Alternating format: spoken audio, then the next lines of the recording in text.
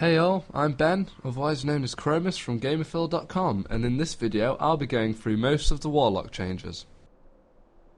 So, for Mr. Undead Warlock here, I've purposely not chosen any talents, so I can show you all the new spells you get at level 85 regardless of talent tree, which I'll show you now. The first new spell you'll notice in the Affliction tab is Dark Intent. Dark Intent is a similar mechanic to Mage's Focus Magic, except the spell increases both you and your target's haste rating by 3%, whilst Focus Magic only increases the target's critical strike rating. There is also a bonus effect where if either you or your target gain a periodic critical damage or healing effect, the other target gains an additional 3% periodic damage and healing, stacking up to 3 times, so 9% in full effect. That's pretty sweet. This is exceptionally useful for Affliction Warlocks, but dots are still heavily used in Destruction and Demonology, and the 3% haste is awesome across the board. Demon Soul is one of the new Demonology spells, and this basically makes you infuse your soul with your current demon, and gives a varied effect depending on the demon that's out at the moment. So for example, if you've got your Imp out, you basically gain critical strike damage for the next 3 spells. Plus, if you've got your Voidwalker out, all the threat generated by you is transferred to your Voidwalker for 15 seconds.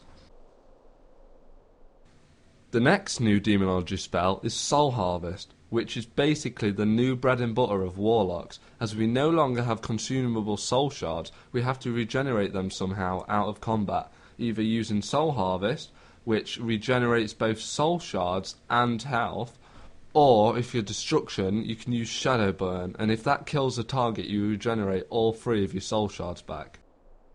Which is where Soul Burn comes into play. As you may or may not already know, soul shards now are not used for example, summoning demons and hellstones. They're now used at certain points throughout combat to enhance certain spells. For example, consuming a soul shard using Soul Burn will then make all the spells that can be enhanced light up, and you can use them for varied effects, such as Create Hellstone will increase your maximum health, whilst Drain Life will channel twice as fast for half as long.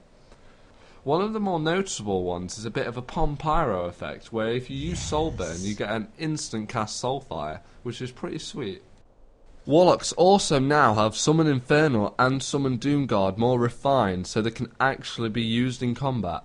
Summon Doomguard basically summons a Doomguard to attack whichever target has Bane of Agony or Bane of Doom on it, and it acts as a ranged caster firing Doom bolts at them. This is particularly useful for single target fights. Whilst Summon Infernal does the Crater effect, which causes AoE damage in a certain area, and he is also drawn to Bane of Agony targets, except he does a fire AoE around him. This is great for AoE packs and any kind of AoE, so they both have different uses, and they both share a cooldown of 10 minutes. Now, the only new Destruction spell you get without speccing into Destruction is Fell Flame, which does a decent amount of Shadow Flame damage to an enemy target with an instant cast. However, the main purpose of Fell Flame is to keep Immolate or Unstable Affliction going whilst you're on the run, or if you're at a point where you can't keep reapplying Immolate. It will increase the duration of Unstable Affliction or Immolate by 6 seconds. You've now come to the end of the video. Hopefully it's been insightful. I'll probably go through all the talent trees in more detail in a different video. But for now, I think we've covered most of the Warlock changes. They are pretty much the bread and butter of what's to come for us in Cataclysm. The rest is additional spells and the little bits of changes to each talent tree. So hopefully we'll see you again, and thanks for watching.